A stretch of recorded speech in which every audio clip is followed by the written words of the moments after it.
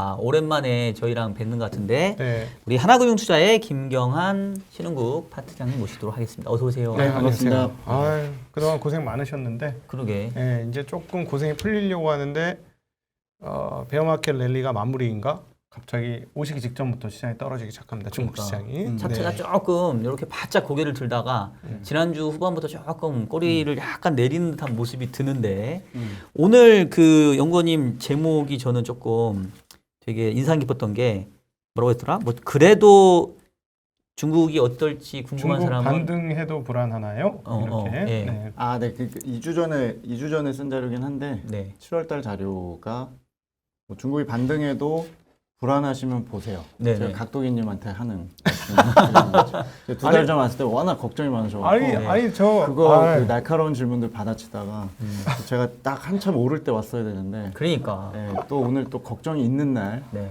또 여러 가지 또 촌철살인의 질문을 제가 받을 것 같아서 아니, 많이 준비를 하고 왔습니다. 저 네. 하반기에 버블 온다고 봅니다. 중국 시장. 아, 그래요? 하반기에 입장이 많이 버블 온다. 바뀌셨네.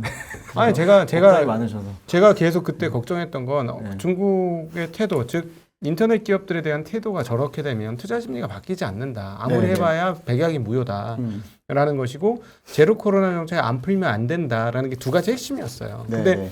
딱 그 4월 달 말부터 5월 달 들어오면서 제로 코로나가 위드 코로나로 바뀌었고 확실히 그다음에 인터넷 기업에 대한 압박이 줄어들었어요. 그래서 저도 그때부터 이제 가겠네 이랬는데 정확히 그때부터 갔거든요. 근데 네.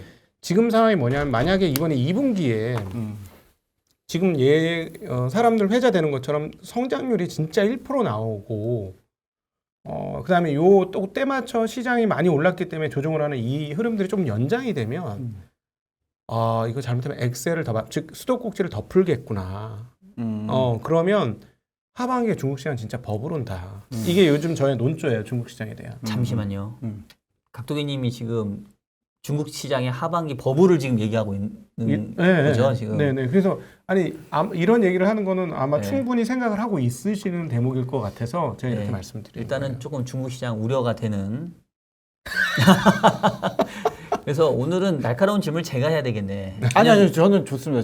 저는 항상 예. 그 질의응답 좋고 저랑 이제 포커스가 다르시니까 네네. 그러니까 빠진 원인, 올라간 원인이 생각이 다르실 수 있는 거고 그렇죠. 저한테 이제 자리를 마련해 주셔서 제가 이제 얘기를 드리는 거니까 네네. 저는 일단은 4월 27일이 저점이었는데 5월 달까지도 이제 전반적으로 뭐 어디 방송을 나가든 뭐 의견들은 다들 엇갈리시고 전반적으로 이제 걱정도 있으시고 특히 오늘처럼 뭐 또 한 번 빠지면 또 대차에 빠지니까 뭐 5, 6월에 반등을 했지만 많이 빠져서 오른 걸 수 있고 뭐 그런 계기가 정책 완화가 됐건 또 포커스 보시는 부분 중에 각도기님도 항상 그 민생 자생적인 어떤 민간 경제에 대한 압박, 시장 경제, 또 플랫폼 기업들, 또 부동산 걱정 이런 것들에 대해서 저도 뭐 상당 부분 동의를 하면서 네. 저는 이제 좀 살아날 수 있다거나 완화를 얘기를 드리는 거고 그 완화를 보시면서 생각하신 거라서 뭐 저도 상당 부분 이제 그 공통 분모 갖고 있는데요.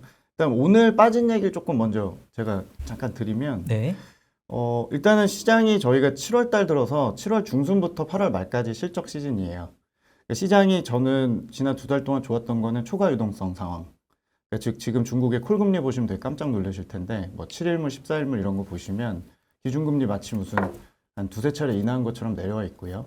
저희가 이제 초과 유동성을 볼 때 시중으로 못 간 돈들이 금융시장에 찰랑거리는 걸 볼 때 M1 통화량에서 뭐 생산자 물가 같은 걸 빼서 차감한 것들이 상당히 높게 올라와서 돈들은 넘쳤고 투자 심리는 4월 29일에 정치국회의에서 달래주기 시작하면서 정책들을 끌어올렸고 그래서 이제 돈들이 많이 돌아왔죠. 그래서 거래대금도 본토 증시 기준으로 1조 RMB가 하락 기준인데 한 최근 3주 동안 올라왔기 때문에 밸류에이션 콜로 들어온 것들은 이미 상당 부분 반영이 됐고 특히 태양광, 전기차, 반도체, 성장주 이런 것들은 차트 보시면은 최근에 좀 다시 주춤은 합니다만 거의 60% 이상씩 올랐죠. 그러니까요. 네. 그래서 그러면 저희가 5, 6월에 주장한 거는 상해 쪽에 정상화되면서 반작용하고 정책의 완화적인 그런 상황을 감안하면 주가는 싸다가 이제 저희 논조였고 7, 8월은 경기나 실적의 방향성을 감안하면 싸긴 여전히 저는 싸다고 생각하는데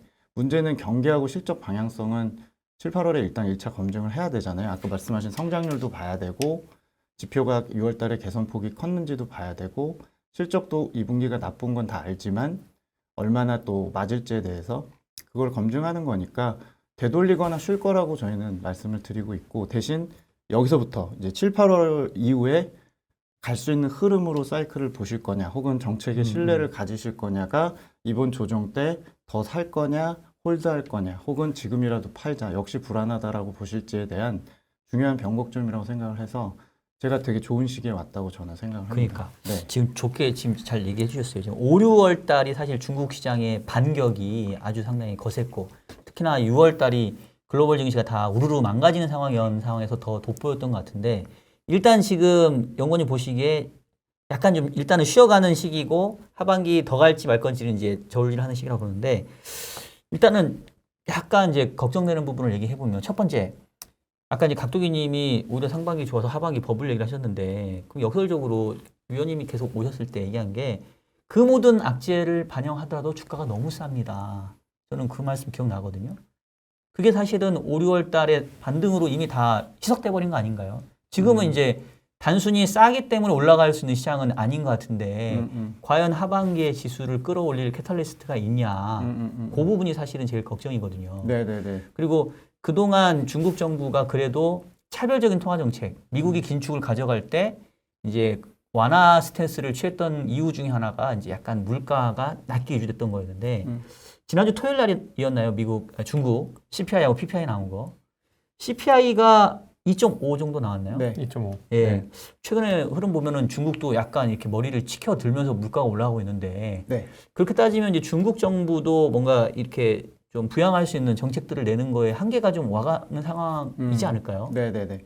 일단 앞단에 얘기하신 주가가 싸냐 논란은 사실 뭐 전기차나 성장주 말씀드린 것들은 과거 이제 평균 수준까지, 그리고 전기차 성장주들은 히스토리가 길지 않기 때문에 뭐 과거 대비 얼마나 싸다라는 얘기 드리는 게 좀 어렵지만, 최근 상승세로 보면 좀 목에 찬 건 사실이죠. 근데 이제 전체 시장을 볼 때는 방금 제가 오기 전에 오늘 발표된 중국의 6월달 대출, 통화량, 사회융자 총액 이런 데이터를 보면은 2달 연속 서프라이즈가 나왔습니다. 말씀하신 대로 되게 완화적으로 나왔고, 근데 이제 시장은 돈을 하반기에 더 풀더라도 그렇게 만족할 것 같진 않아요. 왜냐하면 풀린 돈이 실물 경제로 이어져서, 즉 지금 단기 유동성 말고 중장기 대출 같은 것들이 반등을 해야 되는데, 지난 1월부터 5월 달까지 중국의 중장기 대출 쪽에서 기업이나 가계 부문 대출을 보면 제가 중국 통계 본 이래 가장 큰 폭으로 두세 달 연속 감소세가 나와서 40~50%씩 빠졌거든요, 전년비.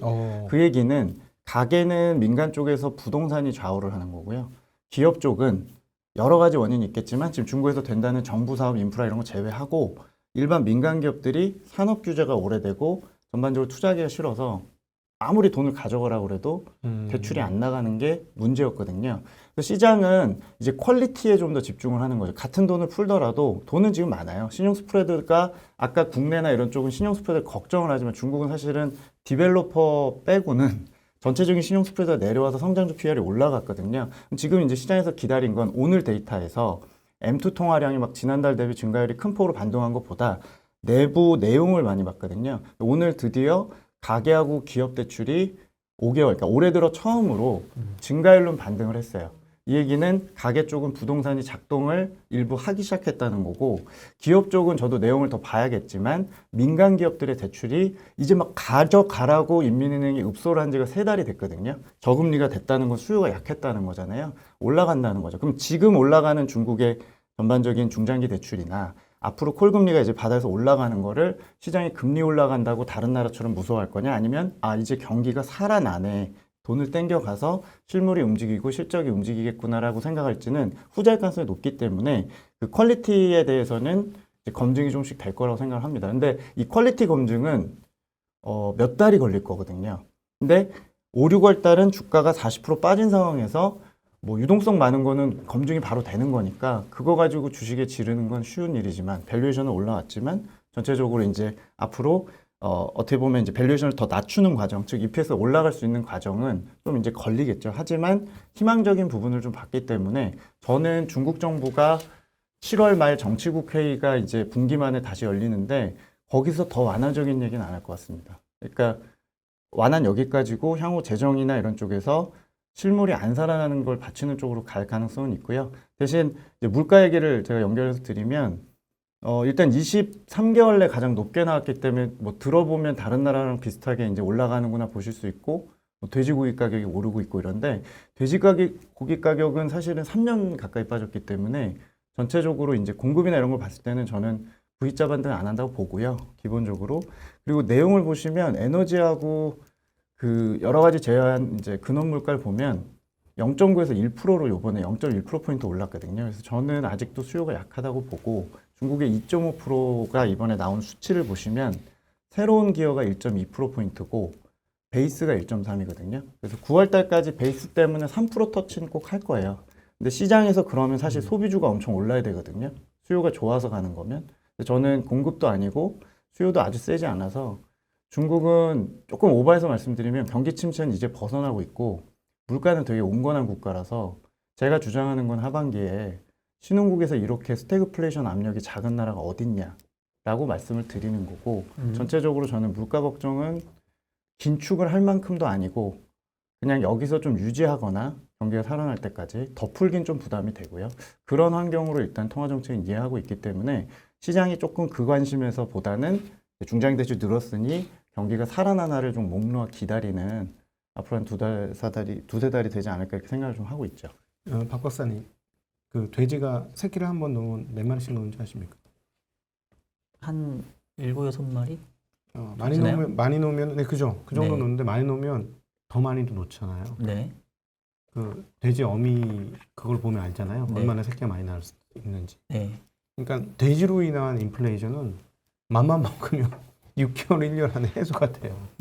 예, 지난번에도 돼지 콜레라, 뭐였죠? 돼지 아프리카 콜레라? 돼지 열병. 네, 아프리카 돼지 열병에서 난리 났다 했는데 1년 만에 오히려 공급 과잉 돼가지고 한 2년 고생했죠. 공급 과잉 처리하는데. 네네네. 네, 모건식품 같은 거는 가격 네, 떡락하고 맞습니다. 막 예, 그랬었죠. 너무 갑자기 공급이 늘었고. 예. 근데 아마 지금 현지에서 중국 지인도 그렇고 제가 얘기 들어보면 체감 물가는 또 높을 거예요. 헤드라인이 좀 낮게 느껴질 수도 있고 실제로 여전히 중국도 최근에 이제 물가들이 많이 오른다라고 저도 지인들한테 얘기는 듣고 있는데 8, 9%나 6, 7%에 비견할 거는 아닌 것 같아요. 그만큼 가격 전가는 안 된다고 보고 있기 때문에 물가에 대해서는 조금 낙관을 하고 있죠.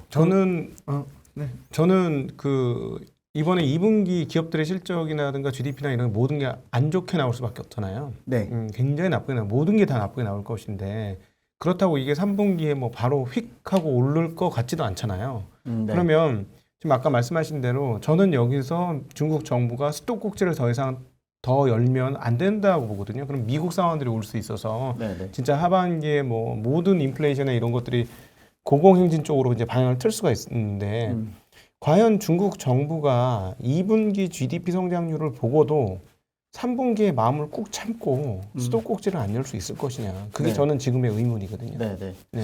일단 저는 그 문제는 3분기에는 한번 지켜볼 것 같아요.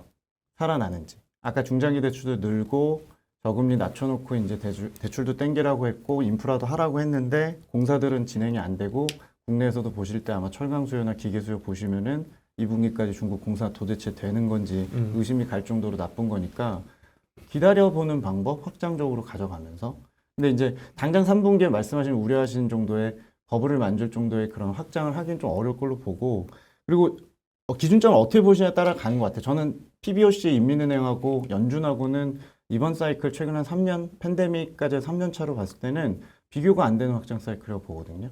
그리고 실제로 저는 16, 15년에도 중국 많이 갔을 때도 그쪽에서 16년 정도부터 중국 쪽이 부동산, 금융, 각종 산업 규제 쪽에서 디레버리징 얼마나 조금 소위 말해 빡세게 왜냐면 살려고 그때 우리가 15년까지 얼마나 걱정했어요. 사실은 16년까지도 걱정했었죠. 그때 그런 출장은 제가 갔던 기억이 나고 계속 4, 5년째 갔는데 중국이 디레버리징을 19년까지 되게 세게 한 편이거든요. 심지어 무역전쟁했던 18년에도 상당히 많이 줄였죠. 그래서 저는 절대적인 부채 말씀을 드리는 건 아니고 지금 부채는 뭐 어느 나라든 많은 거고 이번에 그 영끌을 더 했느냐에 대한 국가로 비교하면 연준하고 PBOC 인민은행은 꽤 차이가 있다고 생각합니다. 인민은행은 덜 풀고 빨리 접었죠. 그래서 저는 여유가 있다고 생각을 하는 입장이고 버블의 단계가 좀 다르고 부동산 가격의 버블의 정도도 좀 다르다고 생각을 해서 저는 아직도 살리는 쪽에 좀 더 푸시는 해야 된다고 생각해요. 당연하죠. 지금 네네네. 제가 질문 드렸던 것도 그 분야인데 저는 당연히 살리는데 분명히 그 지금 7월달 이후부터 나오게 될 2분기 지표들이 성에 안 찰 거고, 일단 가장 중요한 거는 아직 성장률이 얼마 나올지 모르겠습니다만 지금 돌고 있는 얘기로 정말 깜짝 놀란 1% 성장률이 나오면 네네네. 이제 좀 기다려야지 이렇게 할 수 있을 거잖아요. 중국 정부가. 네네네. 근데 너무 급해지는 거죠. 그러면 3분기에까지도 어쩔 수 없이 대출 공급량을 계속해서 늘리고 지금 우상향이 시작됐음에도 불구하고 그렇게 해봐야 3분기 그 성장률이 별로 높게 안 나올 거라는 얘기죠. 그러면 4분기에 목표했던 5.5, 5%라도 거의 못 맞춘다는 결론이 나오는데 3분기에 많이 못 올려놓으면 네네네. 그럼 그걸 뻔히 보고 있는 쪽에서 여기서 수도꼭지를 더 안 풀 수 있을까? 저는 그게 의문인 거예요. 오히려 저는 그 한 두세 달 전에 뵀을 때하고는 지금 입장이 정반대로 바뀌었고요. 네. 아 이거 너무 많이 풀어서 이제 법으로 올 수도 4, 4분기 내년 1, 4분기에 법으로 오겠구나 하는 게 저의 생각이거든요. 근데 과연 그 5.5%안 돼도 견딜 수 있을까요? 중국 정부가? 일단 저는 5.5%는 결국에 어느 시점에 포기할 걸로 봐요. 중요한 거는 5.5%에 유사한 정책을 계속 쓰느냐를 오히려 걱정을 저는 하고 있고요.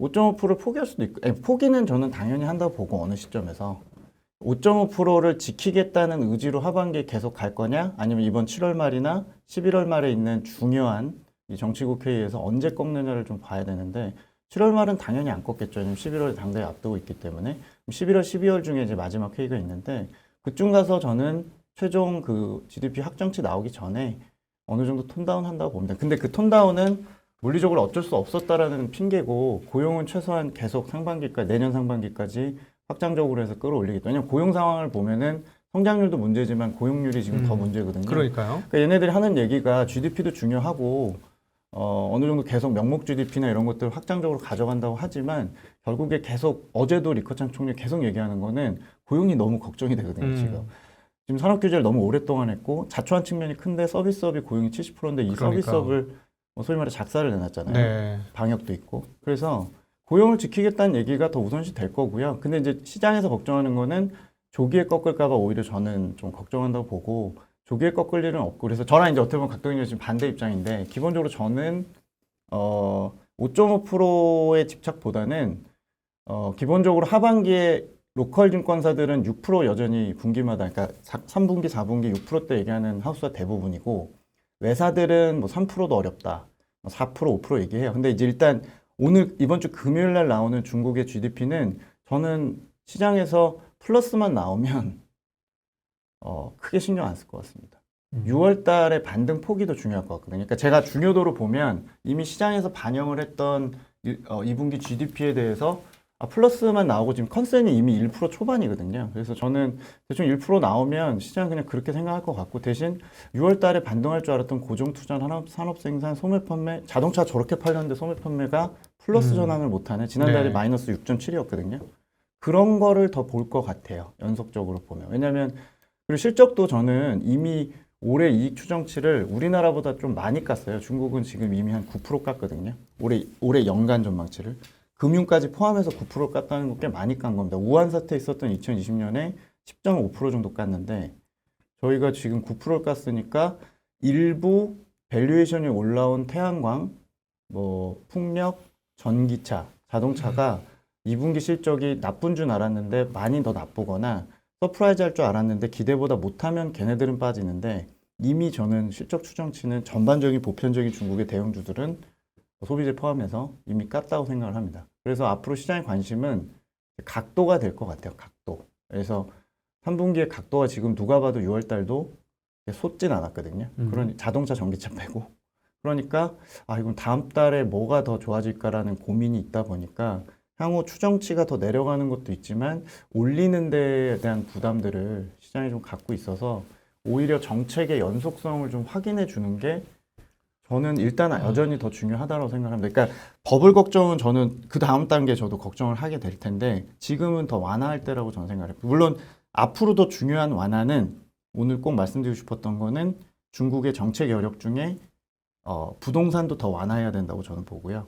그리고 플랫폼 규제도 더 완화할 여력이 있다고 생각하고 각종 인프라나 지방정부 부채 관리했던 것도 저는 더 완화해야 된다라고 주장을 하는 거고 그게 가능하다면 중국은 2023년까지 우상향하는데 충분한 정책 여력을 갖고 있다. 왜냐하면 지난 4, 5년 동안 되게 가혹하게 한 것들이 있기 때문에 시장에서 조금 저처럼 맨날 팔로우하는 사람하고 좀 못 보시는 부분이 있는 건 뭐냐면 중국이 누적해서 굉장히 많은 산업들을 괴롭힌 것들에 대해서 괴롭힌다는 얘기 표현이 좀 그렇습니다만 상당히 강한 규제를 해왔다는 것들이 역으로 내년까지 완화할 수 있는 여력이 된다는 걸 저는 이제 조금 주장을 하는 거죠. 지금 지금 말씀하신 거로 보면 폴리실리콘 가격은 진짜 끝도 없이 올라요 지금. 그러니까 태양광, 네. 통이 뭐 이런 애들은 네, 주가 네. 많이 올랐고요. 많이 올랐죠. 네, 그리고 전기차도 판매가 지난달에 57만 대가 됐어요, 무려. 네네네. 이거 다 김경환 파트장님이 주신 자료입니다. 네.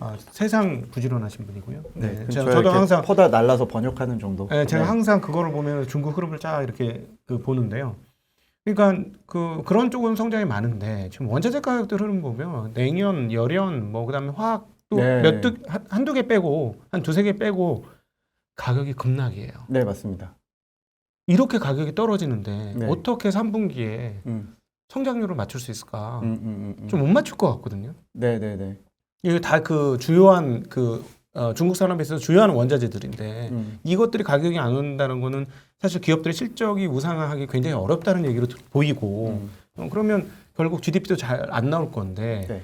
그래서 제가 자꾸 이상하다는 거예요. 이거 수도꼭지 덮을 것 같은 걸라는 얘기를 그래서 자꾸 하는 거고 그래서 오히려 4, 4분기 이웃단에 이거 중국발 소형 버블이 오는 거 아니냐. 지금 그러니까 과연 엑셀을 더 안 밟을 수 있을까? 그렇게 냉정할 수 있을까? 중국 정부가. 제가 계속 그거 말씀드린 거예요. 그러니까 지금 사실 몇 가지 업종 빼고는 3분기에도 지금 올라온다는 게 보이지 않잖아요. 네, 맞습니다. 그러니까 말씀하신 대로 돈 푸는 악셀을 밟던 안 밟던 지금 점점 더 실물하고 실제 돈하고 괴리가 더 커져서 말씀하신 그런 괴리의 버블이 생길 수는 있다고 생각을 해요. 그러니까 안 따라오는 거죠, 실물이. 그리고 더 풀고 더 밀었는데도 재정이나 통화 완화에 효과가 없는 거. 그건 저희도 계속 체크를 해야 되는데 저 개인적으로 생각하기에는 약간 행정적인 묘가 좀 필요한 시점이 온 것 같아요. 아까 중장기 대출도 말씀 좀 드렸지만 결국은 심리거든요. 지금 저는 사실 방역 문제도 있었고 3분기로 이제 이연된 그런 공사들이 잘 되는지 계속 지켜보고 있거든요. 그래서 지적하신 철강이나 건설재 이런 것들이 폭락하는 거는, 그러니까 폭락이라고 보면 그런 게 아직도 고점 올해 연초 대비해서는 위에 있거든요. 근데 어쨌든 최근의 흐름 자체가 수요가 너무 안 좋은 것처럼 꺾이니까 리스크오프가 좀 발생을 하니까 저도 원자재 가격이 어떤 각도 자체에 대해서 급락세가 좀 걱정은 되는데 그거는 저는 여러 가지 측면에서 3분기로 좀 이연된 측면들이 있다고 생각을 해요. 그러니까 기본적으로 건설, 부동산의 어떤 급락이나 이런 것들이 2분기에 워낙 커서 3분기에 저희가 국내에서 볼 때 전통 인프라 수요가 전혀 안 잡혔던 것들은 지연된 요인도 꽤 크다라고 이제 주장은 하는데 일단 저는 정부가 이미 할 것들은 좀 다 해놓은 상태로 보여진다. 돈을 여기서 더 푼다고 해서 지방정부 돈이 없는 게 아니고 아까 폴리실리콘 얘기도 잘 하신 게 폴리실리콘이 지금 OCI 같은 원재료 업체들의 경우는 사실 좋죠. 지금 가격이 뭐 계속 오르고 유럽 수요도 좋고 그리고 요새 화학 사고 같은 거 나면서 지금 공장들이 생각보다 유지보수 세게 들어가면서 가동이 중단되니까 여기서 더 올라가요. 그러면 지금 최종단에 있는 다운스트림에 설치하겠다고 하는 지방정부는 엄청 의지가 세요. 근데 지금 업계는 죽으려고 그러는 게 미드 다운스트림 쪽에서 셀이나 모듈이나 이런 애들은 판가를 과연 전가할 정도까지 이게 지금 가격이 감내할 수 있느냐면 저는 그게 최근에 좀 어렵다고 현지에서 듣고 있거든요. 그러면 설치 같은 것들이 하고 싶어도 실제 의지만큼 안 되는 거죠. 그건 사실 지방정부에게 돈이 없는 것도 아니고 지방정부는 지금 전력 그 기업들한테 설치하라고 난리래요. 불러다가. 네.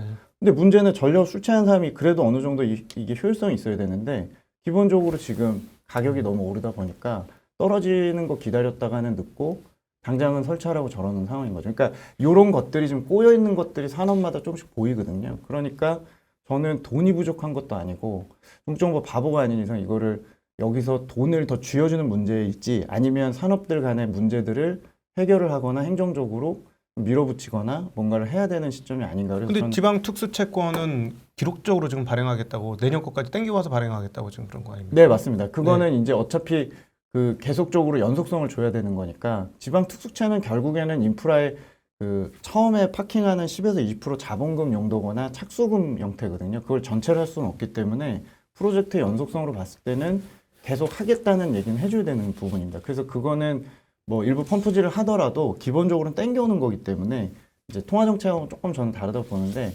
아무튼간에 지금 현재는 괴리가 생길 수는 있는데 돈 푼 거 대비 전혀 못 따라오는 문제는 항상 저희가 지금 계속 걱정하는 거지만 기본적으로는 더 부추겨 줘야 되는 상황이 아닐까라는 생각을 좀 갖고 있는 게 제가 조금 생각이 다른 거죠. 자, 잠깐만 지금 제가 말씀을 쭉 듣다 보니까 각도기님은 지금 오히려 하반기에 중국 시장 버블을 걱정하시고 지금 연구원님도 톤이 지금 일단은 5, 6월에 크게 올라서 뭐 당분간 좀 쉴 수 있지만 하반기 좀 다시 간다는 쪽으로 지금 두 분 생각을 하시는 것 같아요. 이제 그러다 보니까 이제 저는 약간 균형을 잡는 차원에서 조금 리스크 팩터를 좀 여쭤보고 싶은데 일단은 그 뭐 정책의 여력이 남아 있다고 하시니까 뭐 그거는 좀 받아들인다 하더라도 그래도 그동안 상반기 시장을 짓눌렀던 게 또 이제 제로 코로나였는데 네. 최근에 아까 우리 앞서서 일부 마카오. 얘기했지만 마카오 쪽에서 지금 다시 좀 늘어나고 있는 거 그리고 우리나라도 지금 다시 약간 확진자가 늘어나고 있는 부분인데 네.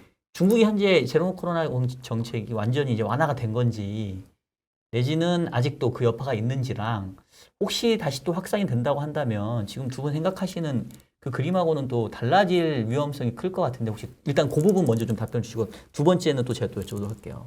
일단은 오늘 장 빠진 거에 빌미는 중국장 빠진 거에 빌미는 사실은 주말에 확진자들이 지역에서 이곳저곳에서 터지다 보니까 상하이 같은 큰 도시가 어디 락다운 될 정도의 상황은 아니었지만 걔네 기준으로 많이 나오는 5, 60명대가 한 7, 8개 지역에서 나오다 보니까 그게 빌미가 됐고요.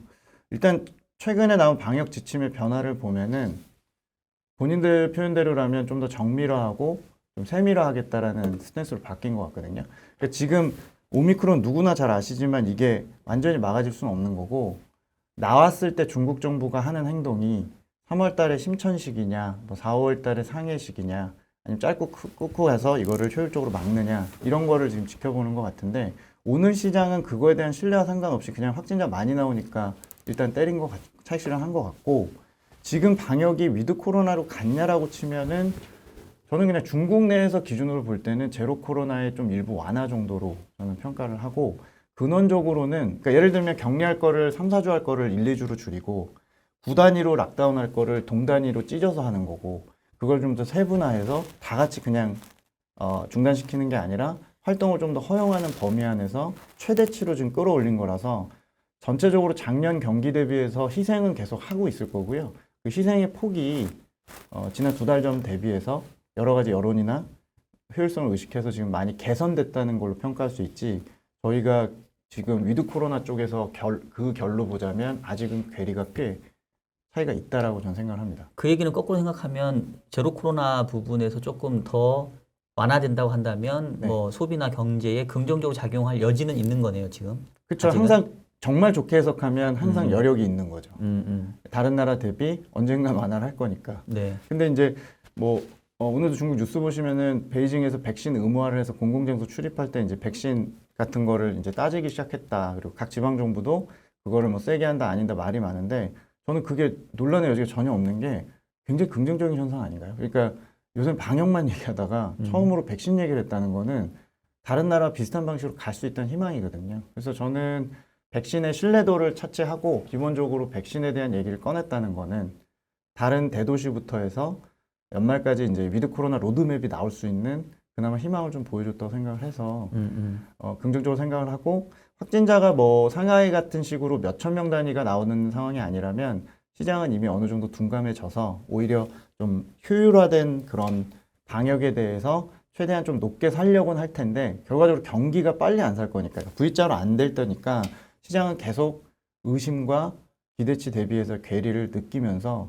왔다 갔다 할 것 같습니다. 7, 8월에. 네. 그러면 뭐 아직 위드 코로나로는 안 갔으니까 뭐 혹시 저는 그렇게 생각합니다. 확산된다 하더라도 뭐 거기서 오는 또 다시 실망은 크진 않을 것 같고. 그럼 두 번째 여쭤보고 싶은 게 이제 각도기님이 이제 버블 얘기를 하시니까 제가 조금 드는 생각이 어쩌면 이미 지금도 버블 아닌가라는 생각이 드는 게 주가요?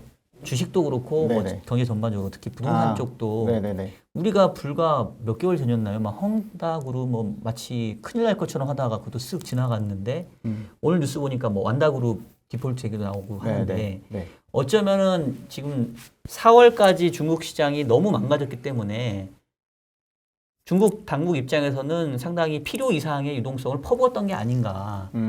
그러면은 분명히 이게 어딘가에서는 또 버블을 만들었을 수도 있고 부작용을 잉태했을 수도 있는데 네.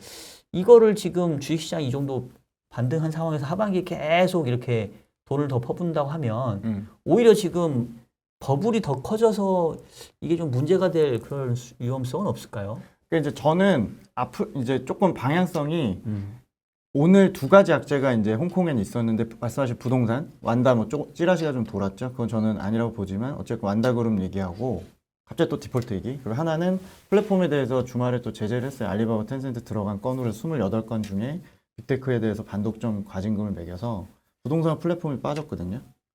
근데 이 두 가지를 항상 저는 이제 규제 시작이 아니고 규제 결과물 마무리 단계 과정으로 보는 거거든요. 마무리로 보시면 저는 이 조정은 사야 된다 보는 거고 그럼 부동산 얘기를 좀 드리면 버블이 생긴다는 거는 저는 조금 더 히스토리를 뒤로 가면 버블을 꺼트리려고 서서히 꺼트리려다 보니까 이 과정이 4, 5년째 진행이 돼서 완다그룹도 심지어는 사실은 방만하게 한 게 있는데 홍다 같은 이슈들은 어쨌건 규제 코너를 몬 결과물로 보거든요. 그러니까 저희가 지난 몇 달 동안 돈을 더 푼들해서 그쪽으로 돈이 들어간 적은 없어요. 걔네들은 해결이 어려운 문제아적 디벨로퍼들인 거예요. 얘네들은 뭐 아무리 돈을 풀어도 이쪽에 개선될 리는 없고 중국 정부 구조조정을 해야 될 문제고 시장이 이 디폴트를 받아들이고 구조조정을 해야 될 문제인데 이 구조조정이 금융 시스템까지 번질 거냐에 대한 부분을 우리는 생각을 해야 되는 건데 그 가능성은 정부가 차단을 하고 있다고 저는 믿고 있는 거고 그 가능성은 그 제일 민간화된 홍콩의 달러채 시장에서만 왔다 갔다 할 뿐이고요. 전체 메인 시장에서 볼 때는 이미 양극화 진행이 되고 있다고 생각을 합니다. 그래서 결론적으로 부동산의 잔존한 규제의 잔존한 위험들이 우리가 두 달 동안 시장이 덜 민감했을 수는 있지만 해결된 게 없거든요. 지금 거래 정지 중인 중국의 디벨로퍼들이 오늘 문제가 된 거예요. 그 주말에 중국의 펀드들이 저희도 뭐 오스템 같은 이슈가 있었습니다만 이 상각을 해야 되잖아요. 거기 포함된 애들이 거래 정지 중인 디벨로퍼들을 시가 평가를 다시 해야 되는데 이번에 70%를 깠어요. ETF에서?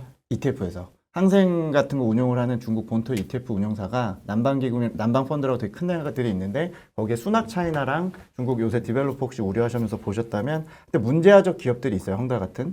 그 기업들이 포함이 돼 있는데 이거를 상각을 했어요. 이번에. 근데 70%를 까니까 거래정지 해제되는 거 좀 기다리면서 희망을 갖고 헝다처럼 혹시 중국 정부 개입할 거냐라고 기대했던 투자자들이 실망을 하고 다른 펀드들도 이러면 상각하겠구나라고 생각하고 오늘 부동산 업종이 빠진 거지 완다그룹 찌라시 때문에 빠진 것 같진 않아요. 그러니까 제 드리는 얘기는 이건 어차피 앞으로 통제하면서 이제 법을 빼면서 견뎌야 되는 문제라서 저는 새로운 이슈는 아니라고 생각을 해요. 그러니까 중국 정부 능력이 달린 거고 그거에 이제 능력을 베팅할 거냐 아니냐 그리고 버블의 터짐의 시작으로 볼 거냐 버블을 꺼트리다 나오는 잔존한 찌꺼기로 볼 거냐에 대한 차이는 투자자의 선택이에요. 근데 저는 희망적으로 보는 게 자초한 측면이 있고 이걸 완화할 수 있는 것도 중국 정부 손에 있기 때문에 기본적으로는 시간이 걸리더라도 이쪽에선 구조조정하고 메인스트림 아까 뭐 중장기 대출, 가계 수요, 부동산이 대도시로 좋아지고 이런 것들이 시장을 반영할 가능성이 높다고 저는 주장을 하는 거고요.